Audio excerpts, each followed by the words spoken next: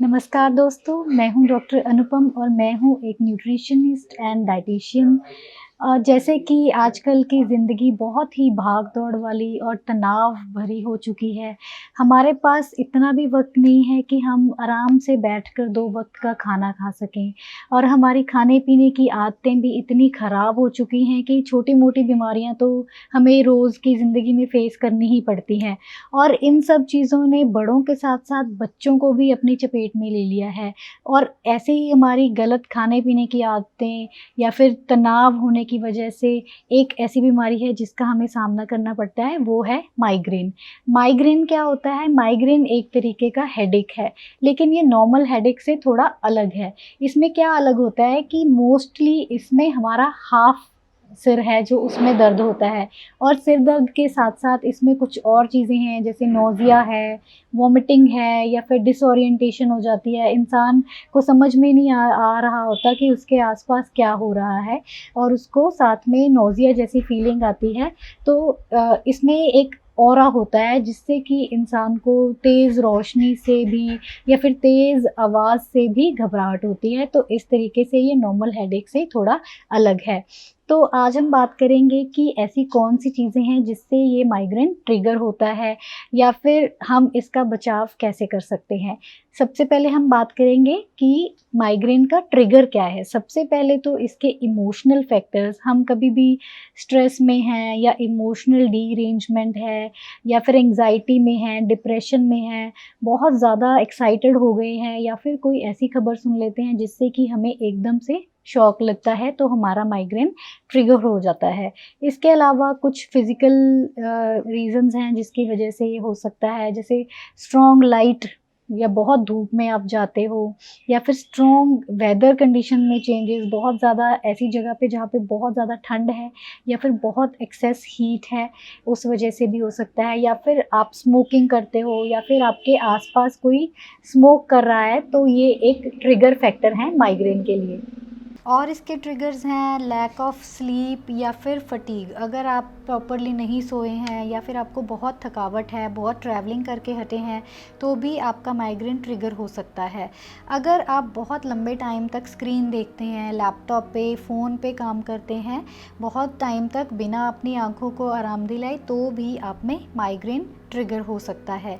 या फिर डाइटरी भी फैक्टर्स होते हैं कुछ। अगर कुछ लोग वेट लूज़ करने के लिए क्रैश डाइट करते हैं, कुछ भी नहीं खाते हैं पूरे दिन में या फिर अपनी मील्स में बहुत ज़्यादा लंबे इंटरवल्स लेते हैं, जैसे सुबह खा लिया उसके बाद सीधा रात को खाते हैं, इर्रेगुलर मील्स लेने से भी आपका माइग्रेन ट्रिगर हो सकता है।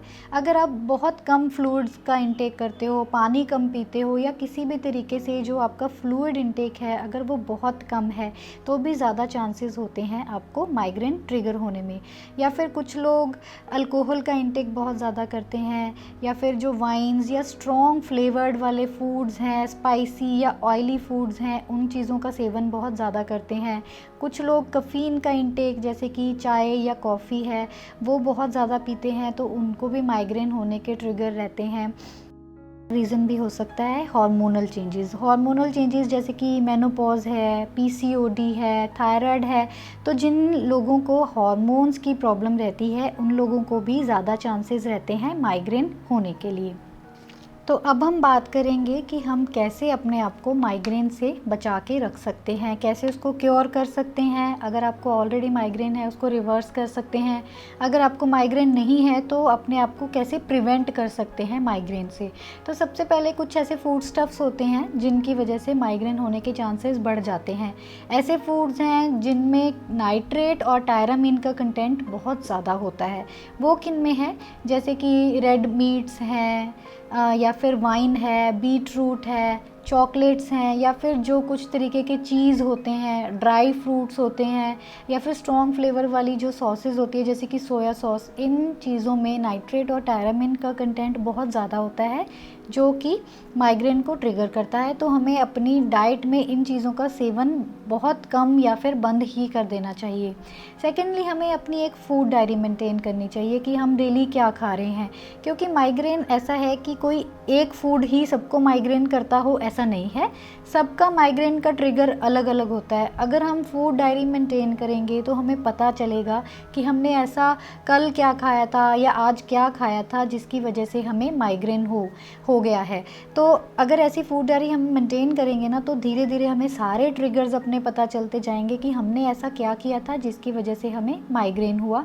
तो इससे बहुत हमें फ़ायदा मिल सकता है कि हम उन चीज़ों को आगे से अपनी डाइट में या अपने लाइफस्टाइल में अवॉइड कर सकेंगे ताकि दोबारा से ट्रिगर ना हो। और माइग्रेन का एक ट्रिगर है हंगर। जब भी हम भूखे रहते हैं तो माइग्रेन ट्रिगर होने के चांसेस बढ़ जाते हैं, इसलिए बहुत लंबे टाइम तक हमें भूखे नहीं रहना चाहिए। जिन लोगों को ऑलरेडी माइग्रेन की शिकायत है उन लोगों को तो बिल्कुल ही अपनी मील्स में लंबे गैप्स नहीं डालना चाहिए।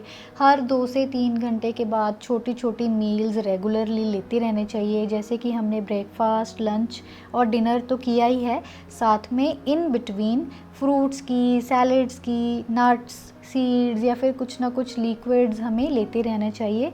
तो बहुत ज़्यादा टाइम तक भूखे नहीं रहना है और अपनी डाइट में जो हमें है लंबे गैप्स नहीं डालने हैं। और हमें अपनी हाइड्रेशन पे ध्यान रखना चाहिए। अपना फ्लूइड इनटेक, जैसा भी आप वर्क कंडीशंस हैं, आपकी वेदर कंडीशंस हैं, उसके अकॉर्डिंग जितना पानी आपको 2 से 3 लीटर चाहिए उतना आपको एक दिन में पीना है। वो किसी भी फॉर्म में आप ले सकते हो, नींबू पानी या फिर कोकोनट वाटर ले सकते हो या शेक्स या स्मूदीज़। तो किसी भी फॉर्म में आपने अपना वाटर इनटेक कंप्लीट करना है। कभी भी बॉडी को डिहाइड्रेट नहीं करना है, तो हम माइग्रेन को ऐसे प्रिवेंट कर सकते हैं। तो और हमें अपनी डाइट में कैफ़ीन का इंटेक बहुत कम करना है। कैफ़ीन जैसे कि चाय, कॉफ़ी या चॉकलेट, तो ये जो फूड्स हैं वो ट्रिगर हैं। अगर हम इनका सेवन कम करेंगे तो बहुत कम चांसेस होंगे कि हमें माइग्रेन ट्रिगर हो। और एक रीज़न होता है माइग्रेन का कि कुछ लोग अपनी डाइट में सोडियम बहुत ज़्यादा लेते हैं, नमक बहुत ज़्यादा लेते हैं। तो हमें एक्सेस इनटेक ऑफ सोडियम से हमेशा बचना है। अपने फ्रूट्स में, सैलेड्स में ऊपर से नमक डाल के बिल्कुल नहीं खाना है। या फिर जो हम नॉर्मल दाल सब्ज़ी बना रहे हैं उसमें भी कम से कम सोडियम का इस्तेमाल करना है। या फिर कुछ जो हमारे खाने में बेकरी की आइटम्स होती हैं उसमें बहुत सोडियम होता है, हिडन सॉल्ट्स उसमें बहुत हैं।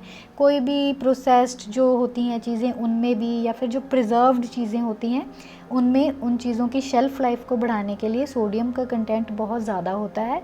तो अगर हम उन चीज़ों का सेवन कम करेंगे तो हमें माइग्रेन ट्रिगर कम होगा, क्योंकि सोडियम जो है वो हमारे बीपी को बढ़ाता है, जिसकी वजह से माइग्रेन ट्रिगर हो सकता है। और हमें अपनी डाइट में रिफ़ाइंड फूड्स को कम करना है। रिफ़ाइंड फूड्स जैसे कि मैदा है या फिर कोई भी रिफ़ाइंड सॉल्ट है, शुगर है, इन सब चीज़ों से भी माइग्रेन ट्रिगर होता है। इनकी जगह पे हम होल फूड्स लेंगे, होल ग्रेन्स, जैसे कि गेहूँ भी जब हम पिसवाते हैं तो उसका ब्रैन निकालना नहीं है, तो ब्रैन वाला हम आटा यूज़ करेंगे। राइस में प्रेफर कीजिए कि आप ब्राउन राइस लेते हो, बिकॉज़ उसकी भी आउटर लेयर नहीं निकाली होती है, तो वो होल फूड्स होते हैं। ग्रेन्स में हम किनोआ या फिर ओट्स ऐसे ग्रेन्स ऐड कर सकते हैं। और हमें होल फूड्स फ्रूट्स और वेजिटेबल्स की फॉर्म में भी लेने हैं। कभी भी उनका जूस निकाल के नहीं पीना है, उनको होल लेना है। तो होल फूड्स जब हम लेंगे और रिफ़ाइंड फूड्स अपने खाने में कम करेंगे तो भी हमें माइग्रेन ट्रिगर कम होगा, क्योंकि उससे हमारा जो पेट है वो हेल्दी रहेगा। जब तक हमारी गट हेल्दी है, हमारा पेट हेल्दी है, हमारी डाइजेशन अच्छी है, तब तक हमें माइग्रेन के चांसेस बहुत कम रहेंगे। और हमें स्क्रीन टाइम कम करना है। लैपटॉप या फ़ोन या टीवी कम देखना है। जितना काम है आपका ऑफिस का बस उतना ही देखिए। या फिर अगर बच्चे हैं, क्लासेस लगा रहे हैं, जितना टाइम उनकी क्लासेस हैं बस उतना ही टाइम स्क्रीन देखेंगे। एक्स्ट्रा स्क्रीन हम नहीं देखेंगे, बिकॉज़ ज़्यादा स्क्रीन देखने से हमारी आँखों पर भी बर्डन पड़ता है और ब्रेन भी अच्छे से फंक्शन नहीं कर पाता है, जिस वजह से कि माइग्रेन ट्रिगर हो सकता है। और सबसे बड़ी बात, हमें अपने स्ट्रेस को मैनेज करना है। स्ट्रेस माइग्रेन का ही नहीं बल्कि बहुत सारी और बीमारियों का रीज़न है, उनका कारण है। तो हम स्ट्रेस को दूर रखेंगे, मेडिटेशन करेंगे, योगा करेंगे या कोई भी ऐसी एक्टिविटी में हम इन्वॉल्व होंगे, जैसे कि कोई हमारी हॉबी है तो वो हम करेंगे, ताकि हमें स्ट्रेस से हम दूर रह सके और हमें हेडेक ना हो, माइग्रेन भी ना हो।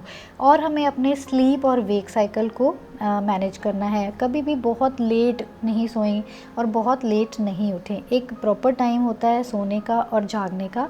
जब हम उस टाइम पीरियड में सोते हैं तो हमारी बॉडी में कुछ हार्मोन्स जैसे कि मेलाटोनिन और सेरोटोनिन रिलीज़ होते हैं, जो कि बहुत इंपॉर्टेंट है हमारी ब्रेन की प्रॉपर फंक्शनिंग के लिए और हमें माइग्रेन से और बहुत सारी बीमारियों से बचाने के लिए। तो हमें अपने सोने और जागने का टाइम भी एक फ़िक्स करना है, बहुत लेट नहीं करना है। तो माइग्रेन एक लाइलाज बीमारी नहीं है। ऐसा नहीं है कि इसका दुनिया में कोई भी इलाज नहीं है, या फिर ऐसा भी नहीं है कि आपको पूरी लाइफ इसके लिए दवाइयाँ ही लेती रहनी पड़ेंगी। तो बिना दवाइयों के भी अपनी डाइट में, अपने खाने-पीने में और अपने लाइफ़स्टाइल में चेंजेस करने के साथ-साथ आप माइग्रेन को कंप्लीटली क्योर कर सकते हैं। तो हमेशा स्ट्रेस से दूर रहिए, हँसते रहिए, मुस्कुराते रहिए और देखते रहिए the black art studios. Bye bye.